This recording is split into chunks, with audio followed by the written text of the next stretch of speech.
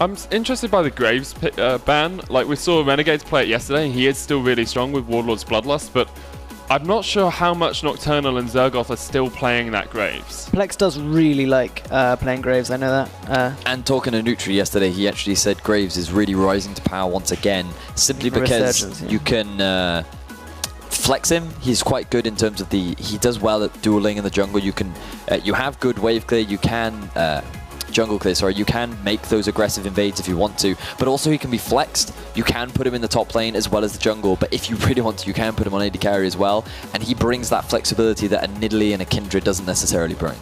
Alright, so Gangplank is being banned out again here, which I think is interesting, but we've got Choke will need to ban away Braum here. Not ban away, pick away Braum. Yeah, pick away the Braum. Yeah. Well, you can't give it with the Lucian, right? I mean, that would be a big And mistake. it was banned last game. This is the first time it's been open. We've seen it banned ever such a lot. We're not going to see the Sivir. There's no need to pick the Sivir here right now. Yeah, so as you rightly called it, the Braum is going to be the priority. And we're actually going to see Nutri now move on to the Nidalee. Perhaps Plex feels this is a good opportunity for him to go for the Kindred. More aggressive in the early game, can set up those sort of plays, get that deep vision down, look to try and deny this farm style of play that Nidalee is going for. Yeah. We didn't see the Kindred last game, though, which is a little bit odd, her falling all the way through picks and bans. I think that was the first time. Yeah. Lulu as well. But I didn't, you know, there are nerfs on Special doesn't play 6.6. But Luxie could. But he plays Lissandra. He did play Lissandra, but I don't know why this lack of Lulu priority is such a big thing right now. The Alistar into this would be fairly standard. We don't know if they're going to try to take away other picks, though, from across the board. It's quite possible. We talked about that. We're going to see a cluster. I talked to Nutri about the strength of Nidalee and Kindred at the moment, and we do see the Kindred locked in there. Like, sometimes people talk about the Gragas counter pick into the Kindred, but the problem with that is you've just got so much aggression on that Kindred early game. If she gets ahead of the Gragas, he just loses his entire jungle for the rest of the game, and it's very difficult to get back into an actual gold lead at all. The thing is, obviously it's great being able to use Explosive Cask to knock people out of Lamb's Respite, but if you're behind enough, you might never even need to use Lamb's Respite on Kindred, right? I mean, it's only if you're dying, so. Decidedly. And still AD carry left here for Choke. Sivir on the cards once more. I think we all want them to pick up Sivir at some point. Just I imagine it'll be on this rotation if we're going to see it. The Unless they want to take things away, but I think they'll want to leave their mid laner for last pick. Yeah, it would make sense. You want to have Luxie in the most optimal matchup possible. Is it Sivir? So you're blind picking the Trundle top lane, which obviously gives them more options, but obviously their support's already picked, so they know it is top lane. Rumble I don't could think be we're vicious. going to see Rumble.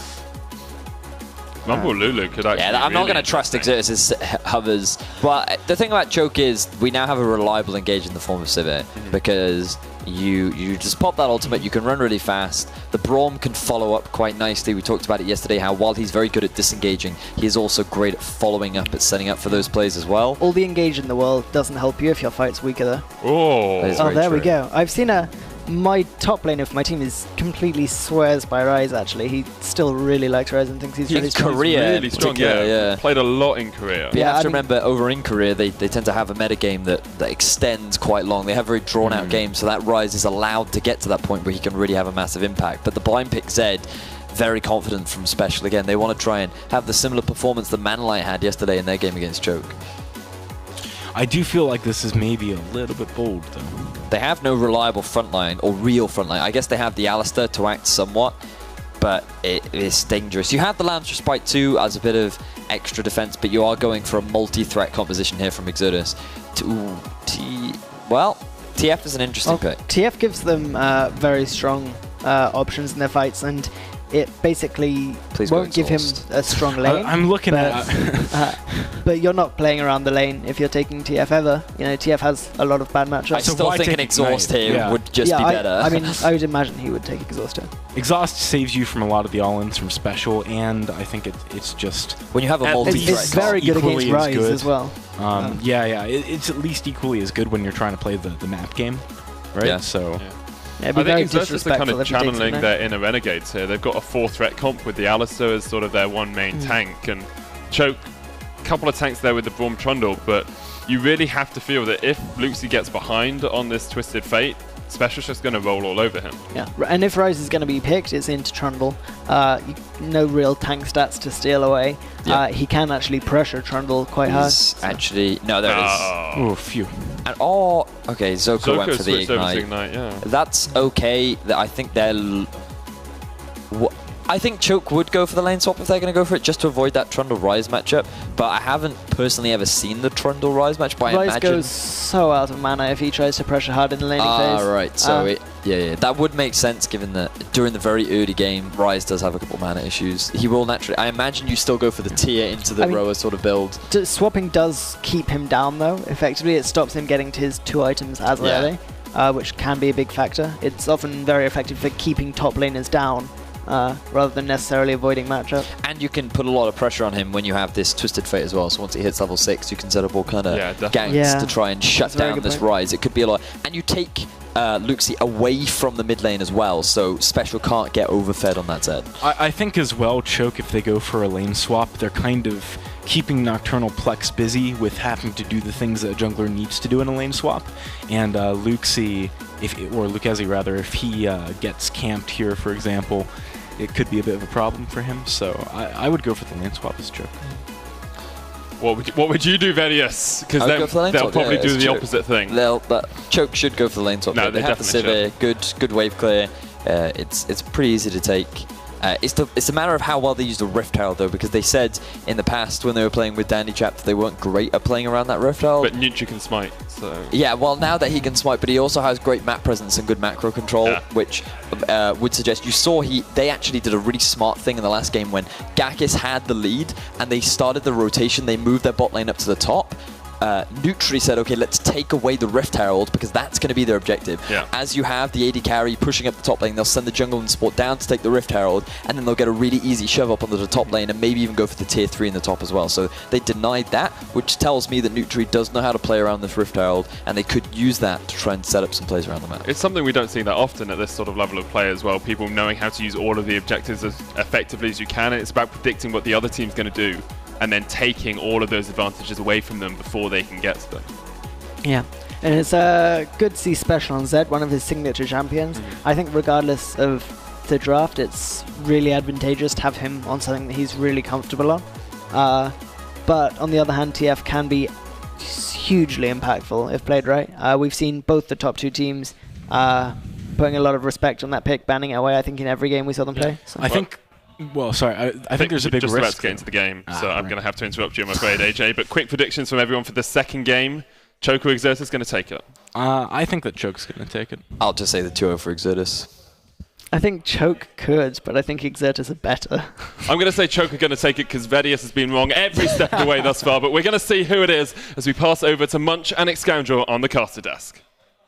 Thank you, guys. So some pretty split predictions now. A couple of people going for Choke, few for Exertus, and I mean, I don't really want to call it beforehand. I don't really like to do predictions because I'm pretty much 100% I'm pretty sure the Exertus lineup was the Renegades lineup just there. Well, I didn't actually see the picture. Yeah, I think I saw Heaver on the end, and I was like, oh, okay.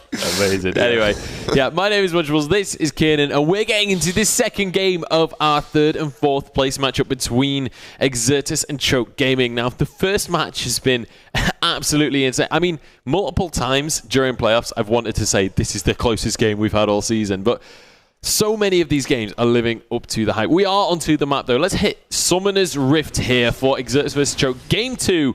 Do you think Choke can take this to a 3-game series here? I really think it depends on the impact of the Twisted Fate. I think he will have the most impact out of anyone from the Choke lineup. He again, like the analyst desk correctly pointed out, they're going to want to try and shut down the Ryze in the top lane. Now, I think Zergoth specifically picked this Ryze with that Trundle in mind, just because we know it can be flex, but then given the fact that Braum was picked up so early on in the rotation, he was like, okay, this is probably going to go top. I think I specifically know what I'm doing in this matchup. He's picked the Ryze because he knows that he thinks he can deal with Trundle with it. Yeah. And again, like I said, you can't really subjugate anyone effectively as the Trundle in this matchup, just because Alistair doesn't gain resistances with his ultimate. He's only going to build a small amount of resistances given his low gold income. Ryze classically doesn't need to go that heavy resistance path anymore because he has good AP scaling ratios. We're going to see a lane swap being initiated by Exertus, though, so they are also going to be matched by Choke themselves. So I think the reason Exertus are going for this is they just predict that Choke don't want to see Tolkien versus Zergoth. Yeah. They don't want that lane to happen, so you predict the lane swap and try and match it. And we haven't seen any deep lane swap wards either, so both of these teams going into the lane swap blind. Yeah, and also that one ward that Nutri placed in the jungle is not going to catch out this lane swap from Gakis and Wiz, so they are going to match each other blow for blow here. It'll be interesting that the junglers may start to roam around with their top laners, given that they're both trying to make the lane swap happen. And look, they're going to try and go for the invade. Both of them are coming through here. Oh, they've predicted it though. Wiz is going to get the knock up onto Zoko, who's actually in a bit of trouble. Look at the stutter stepping from Gakis as well. Zoko going to get ignited. The flash has already come out. Heal has to come out from Jokerism, surely. Zoko, one last auto away from going down. Gakis trying to get the movement speed, but he can't quite get an auto attack. One more missing light will be able to get it, but they walk away. Zoko narrowly escapes with his life. Gakis really wanted to snipe with the piercing light through Jokerism there. Jokerism there, but didn't happen. Wiz taking a lot of damage in the early portion of this lane, so... The thing is here, like, while it looked like that was great for Exertus, they used 3 summoner spells to only 2 out of Choke. So, actually, if they can sustain up in this lane, then Choke kind of come out ahead of that engage. Well, even as a support, when you take that much damage, you still naturally, just through the amount of potions you bring to lane, have a more sustain. So Zoko will chunk through all of them, and he'll be fairly happy with the situation. Wiz is going to have to burn through a lot of them as well. The thing is that Gakis has now burnt his flash and his heal, so he could be a target for Nutri. And given that we're basically seeing normal lane matchups here, the jungle is going to be a bit more impactful in terms of what they can do in those lanes, or a little bit more aggressive in terms of the counter jungling here. And that's the matchup that I really like to see between these two, because Nidalee is one of the better junglers to pick into the Kindred, because Nidalee can go aggressive. And also, given the normal lane matchup, we may see more of an impactful Twisted Fate. Yeah, we absolutely might. That's going to be down to Special. Whether Special can shut down his enemy mid laner. We've got a little bit of a duel going on between the junglers, but looks like Nutri deciding this isn't one he wants to take this early on in the game. I mean, specifically in this jungle matchup, we've got Nidalee versus Kindred once more. Both of these guys like to be aggressive. Would you give this either way? Would you say it's the fact that it's Plex versus Nutri specifically affects this matchup? I actually think Nidalee generally tends to win the smaller skirmishes as long as she can hit her spear. If you miss your spear, then Kindred will have a field day. But as long as you can hit your spear, get that mark down, Nidalee should have a better time of it, especially if you can take Kindred unaware. And that's kind of how Nidalee likes to win her duels in the jungle. If you can land a blind spear, jump in and catch the opponent unaware, you're already on top of them. Kindred has to start kiting back, and you've already won the fight at that point. But neither of them are looking to go too aggressive. Nutri's just trying to take off the mark off the map, so there can't be an easy first mark here for Plex. Plex looks like that's where he's heading, but he's going to be a little bit too late. He may move towards this mid lane now. He jumps over. Yeah, he's going in onto Luxie. Gold card is going to be locked in, but it's not going to be enough. Or is it? Ignite taking away one more auto. Can the last hit get it? Yes, it can. First blood goes the way of Special. Nutri comes in though. He's looking to punish. Plex going to be the target, but doesn't really have the damage. Spear goes through, but Plex sidesteps. Yeah, Nutri blew all the damage there, and the sustain from Kindred just kept her healthy at that last moment. Ryze is going to teleport back to lane with that tier now. He's a little bit behind in CS, but has that wave pushing towards him. And you can see here, Trundle's not exactly having the best of times. He's not that dominant force in lane that you'd expect versus those melee tanks. He's going up against the Ryze. You haven't really got much attack damage to steal regardless, and he can just harass you from range. It's kind of the pick I think that Zergoth was talking about.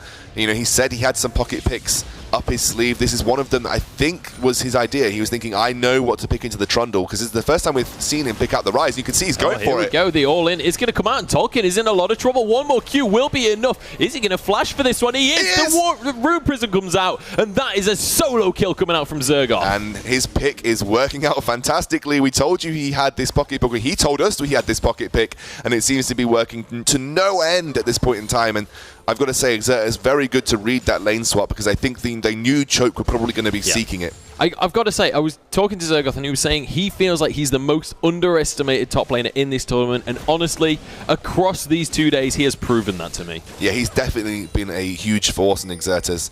I've been thoroughly impressed. He had some a poor first game versus Renegades, but that was in part due to how the wave bounced. We were actually talking to them, and they said that wasn't a mistake. We kind of wanted to do it because we weren't punished for it in scrims, but Renegades punished us really hard. Yeah. And so we kind of learned a lesson from that. And I was like, okay. I mean, I just, from my point of view, thought it was a bit of a mistake, but for them, they were like, okay, no, we weren't getting punished for this hard push. We wanted to take objectives in the bot lane, but we didn't manage to get away with it versus Renegades. Yeah, and that's one of the things that kind of, the better the teams are, the more you are just going to be punished for that. Wiz going aggressive onto Zoko. Not really the greatest target, but Gakis is going to be happy so long as he's shooting. Zoko desperately trying to kite back as Plex is going to enter the lane as well. The heal comes out, but Mounting Dread will be enough to finish it off. Plex grabs another kill, and now they're going on to Jokerism. Flashes away underneath the tower and will be able to survive. Red buff nearly gets him, but Tolkien again in this bottom lane, blinking health bars across the map for Choke. And this is what I talked about. Oh, Nutri going in for the execute. Nutri trying to get onto Wiz, who's incredibly low, needs to get his heal off as fast as possible. But Nutri finally, in fact, Luxie grabs the kill, or Lucchesi, sorry. Well, that is going to be at least one picked up for Choke there in the end, so they do have some answer. They do get a return kill, goes onto the Twisted Fate. Special actually seemingly has picked, oh yeah, the Special picked up the kill onto him earlier on with the Ignite. Yeah. He's going to be allowed to push onto this mid lane tower though, however. And I've got to say, this Rise has been working out incredibly well. It's actually going to force the lane swap, by the way. So they're going to lane swap into a 2 versus 1 just so they can avoid the Rise versus Trundle matchup, because it's been going so horrifically for them. I wonder whether they'll change path now they see the Tolkien appear in the mid lane, top lane.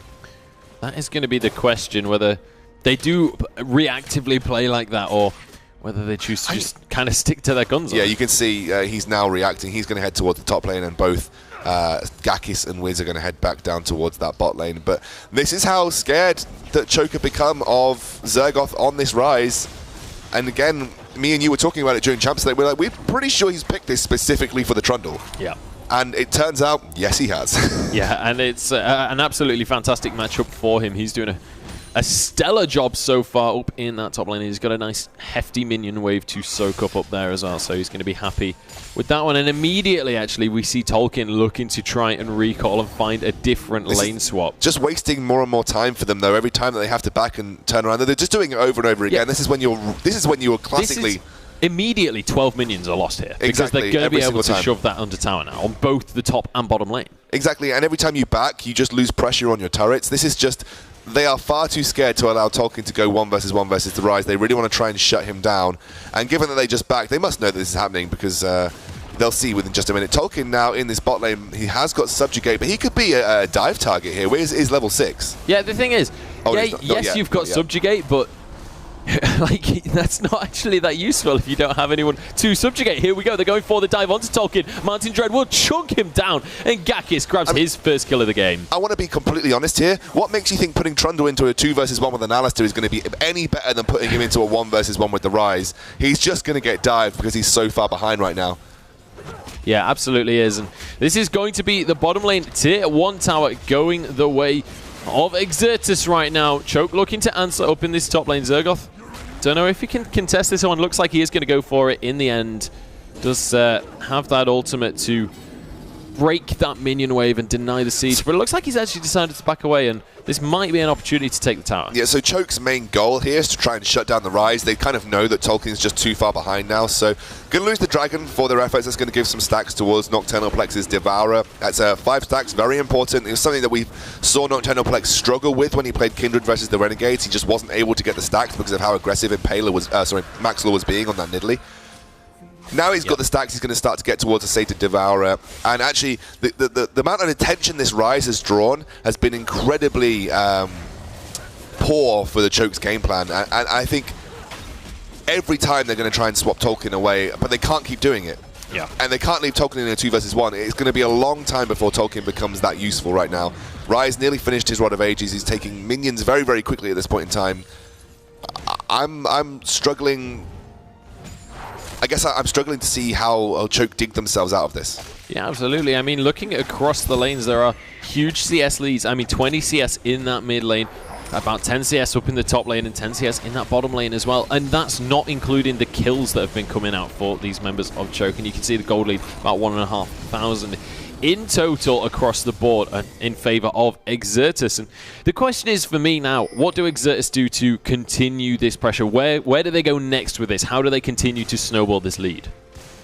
I mean, just keep matching the Choke lane stops. Put your 2v2 who are doing better in the 2v2 and put your 1v1 in that 1v1 and just continuously pressure those lanes. In the mid lane, you know, Twisted Fate is just going to lose to that Zed eventually. And Twisted Fate's going to be wanting to affect the map, right? He wants to be going to that bot lane, but he can't really gank the bot lane at this point in time because I think Zergoth is too strong. He'll likely actually win a 2v1. Zoko, though. Zoko has been found, and there's no way out of this one. Plex is going to be able to, in fact, actually just flashes straight over the wall and will pick up the kill in the end. Special just going to clear deep vision, and it's going to be Jokerism just has to run away from that one. No one can help the support at that stage. I think this is Exertus really stepping up their game from yesterday. Wiz playing a really great game on Alistair, and Gakis seems to have found his groove on that Lucian. He's always classically been a very good Lucian player, and now that he's back onto that champion, you can see, I mean, Zergoth is just running away with it. Now that he's back onto this champion, he's really showing the sort of aggressive tendencies that we saw him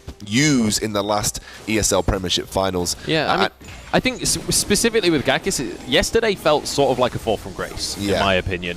But then today, he just seems to have... He must have had something for breakfast because he has just turned it on. And now 1-0-2 on this Lucian. He's proving it again in this match. And can't wait to see what he pulls out later on in the game. But here we go. Wiz going to be aggressed upon Luxie. Already using that Twisted Fate Ultimate Destiny to jump on in. But here we go. Lamb's Respite going to keep Wiz alive early on in this fight as Zoko just desperately trying to escape. Plex going to be stunned though, and Nutri arrives. That's the first kill going the way of Choke Gaming, and now they're looking for more. Gakis going to be the target, but he just doesn't have the damage to finish. Zoko. Nutri is going to, in fact, flash forward from Lucchese, and Nutri grabs himself a double kill. It's a 4-0 overall. Special pushing to the tier 2, but he can't pressure. Yeah, again, I think over-aggression from Wiz right there, stepped way beyond his turret margins, didn't really respect the ability for Twisted Fate to rotate up, and they had the teleport coming in from Tolkien, so that was a 5 versus 4. The Lamb's Respite was used because the tower was still doing damage.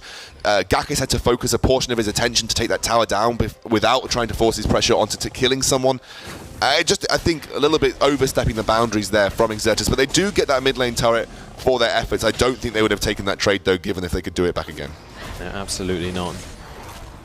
We'll see. I mean, this is the question now, because we've had so far this game, Exertus have been ahead the entire time. They've been slowly but surely starting to build up these leads. They've had great lane matchups for themselves, and we were just talking about how do they turn this into more, how do they continue to extend this. Looks like finding Jokerism might be the answer to that question. Special flashing forward for this one. There's the Deathmark. Spell Shield is nowhere near enough, and Zoko gets knocked up as well. He will go down, and it's 2 kills for free coming out from Exertus. Okay, we've talked about the bot lanes overstepping their boundaries. That was Jokerism overstepping his. He basically walked right into that. Gakis is going to potentially be the target for Tolkien here.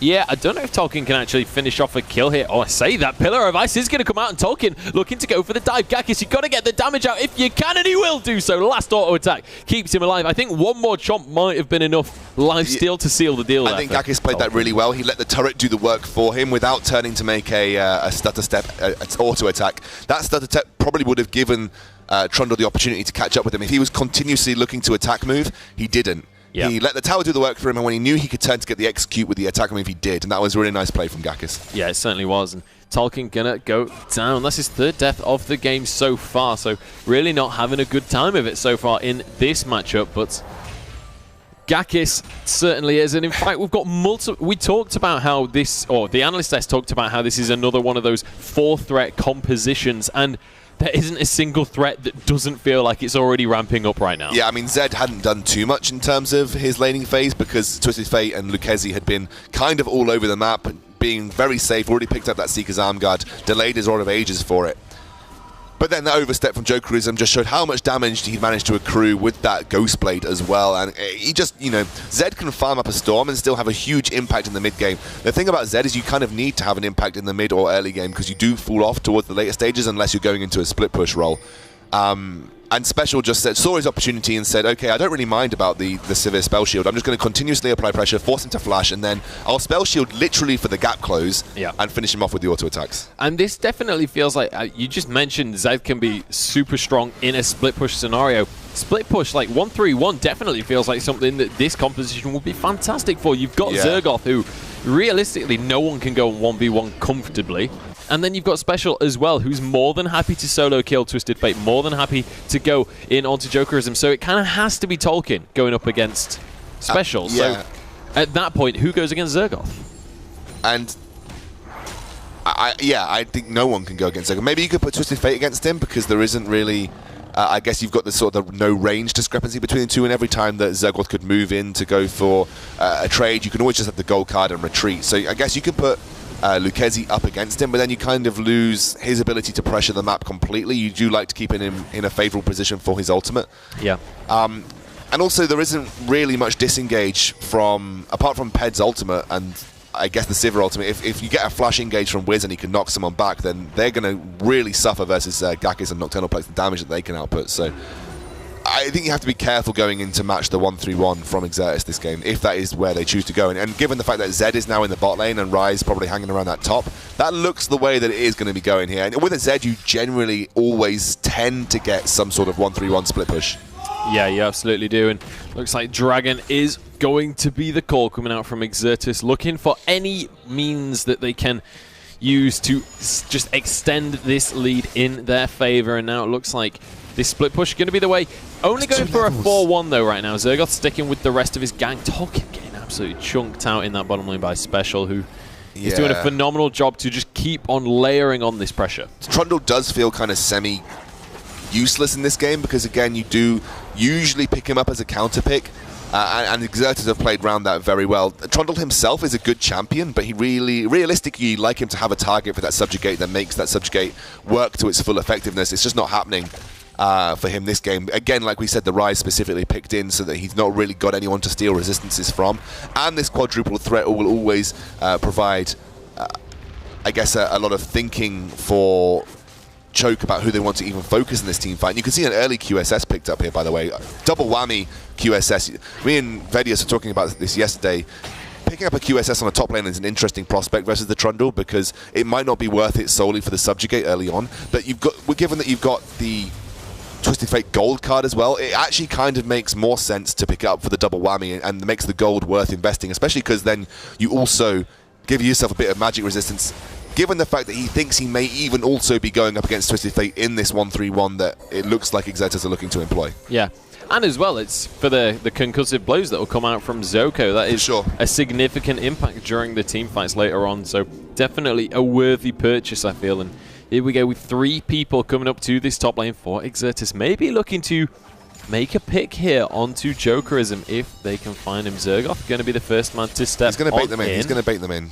Yeah, I think they're trying to... Jokerism actually in a whole lot of trouble. Does just have to use both of his summoners there.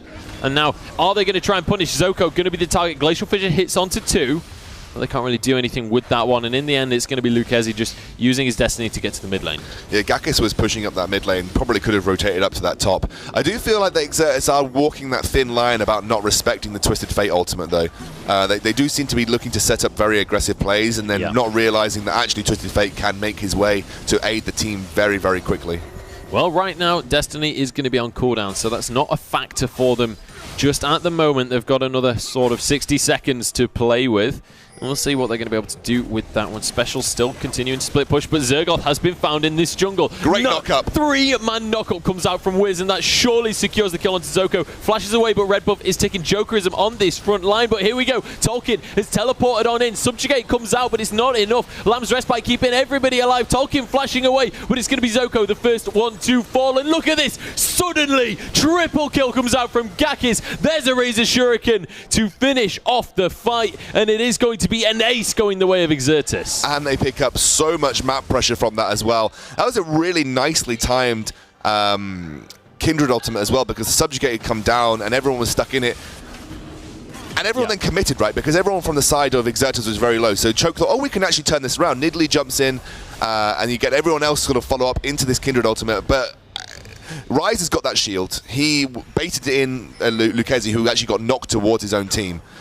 They managed to pick off Lucchesi there, and I don't actually know what happened to Gakis because I missed it off my screen, but it looked like he basically went in 1 versus 3 and managed to pick up 3 kills on the back of it. It was everybody's health bar was so low because everyone was relying on the Lamb's Respite, and then Gakis was just there to sweep up when that Lamb's Respite I'm pretty sure finished. He was low as well, though, right? Yeah, he was, but he's also played Lucian, so you can kind of get away with it. Nutri actually in trouble here as Special is looking for the kill, and he just destroys his health bar. Tolkien has found Special, though. I think he might have bitten off a little bit more than he could chew, but I say that Living Shadow will pull him to safety. So Special simply punishing Nutri for going in blind. Smite bot is down, so this means that they can go for the Baron without fear of it being stolen. Though we say that, there could be some sort of freak boomerang blade steal here from Jokerism. Zoko with the Winter's Bite, I believe, in the steal. Let's see what happens. Oh no, Wiz says no. Just going to walk forward and make sure that no damage can come out.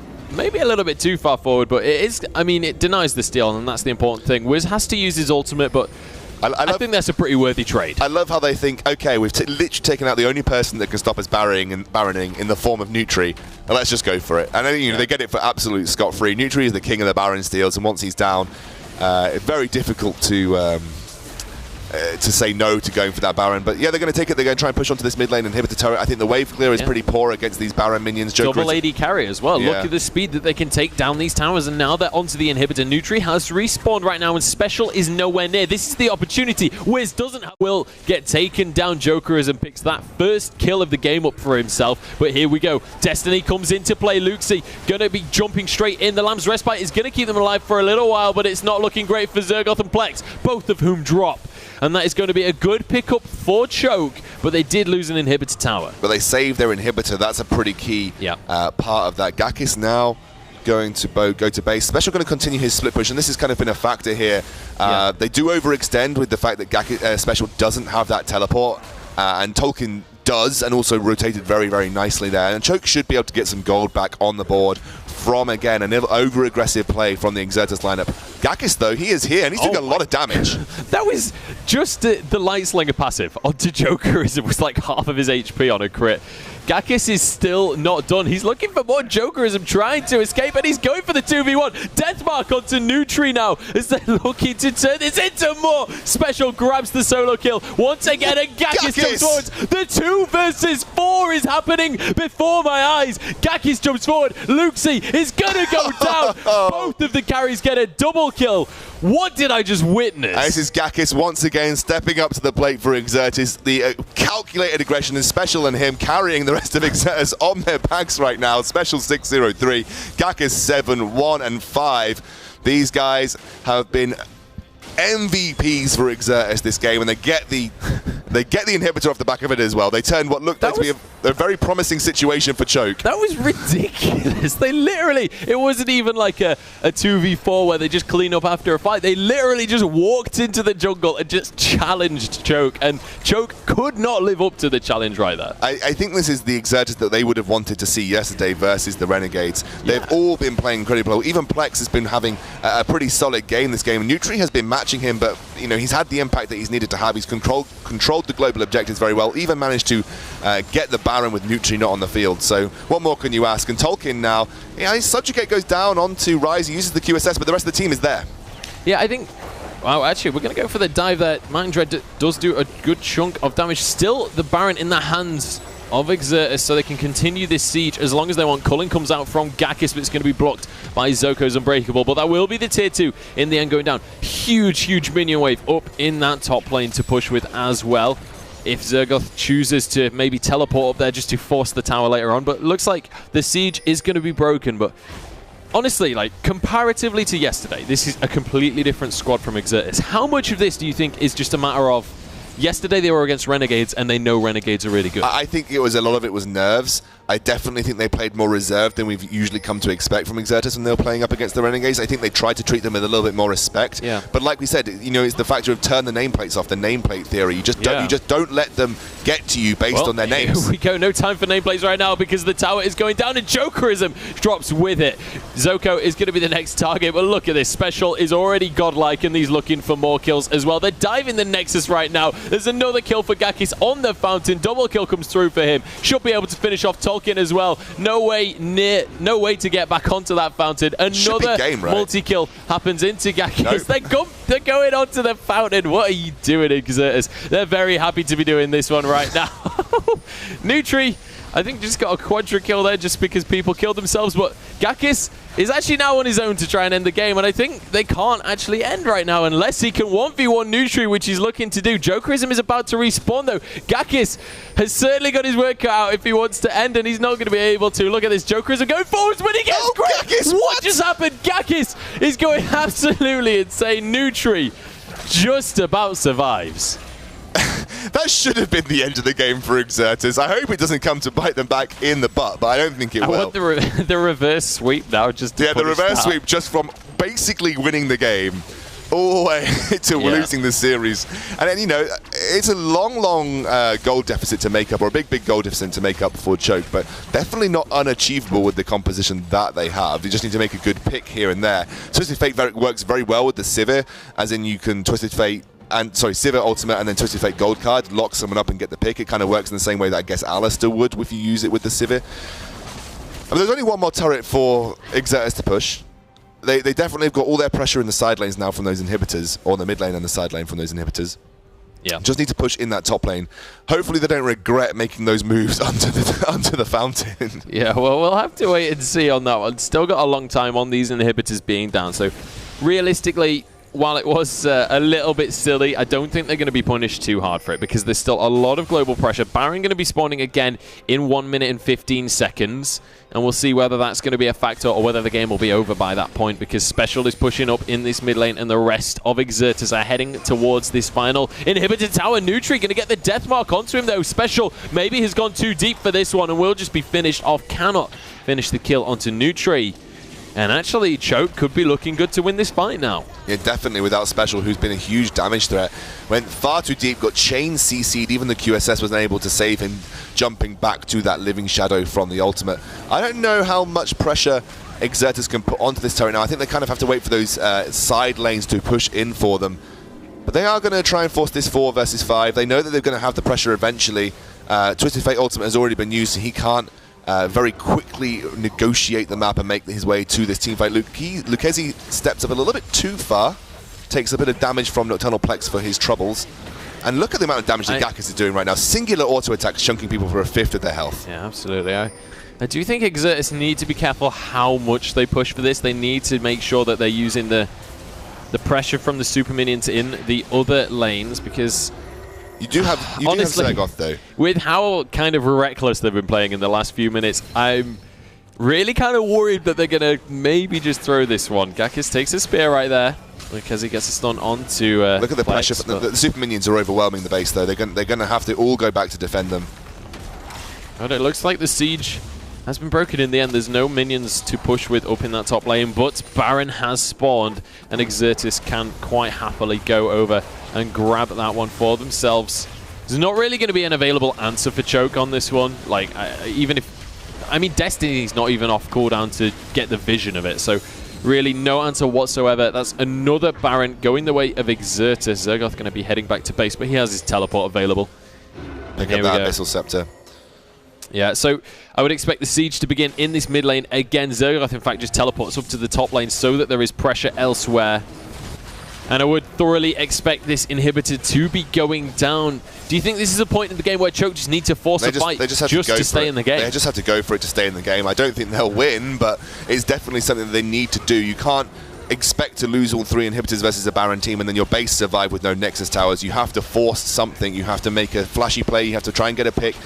You know, stun lock the Kindred, do anything, and you just lose these towers, you lose the inhibitors, you lose the game. That is the last tower on the map for Choke. They no longer have anything to hide behind, but Gakis is being locked up. He manages to get to the back of the fight, though, and Jokerism drops. Zoko on this front line will fall as well as Luke Z gets taken out by his rival mid lane. A double kill comes through for Special, and they're immediately onto the Nexus. Nutri and Tolkien just running with their tails between their legs. And ladies and gentlemen, Exertus are going to be taking our 3rd place spot with a 2-0 victory over Choke.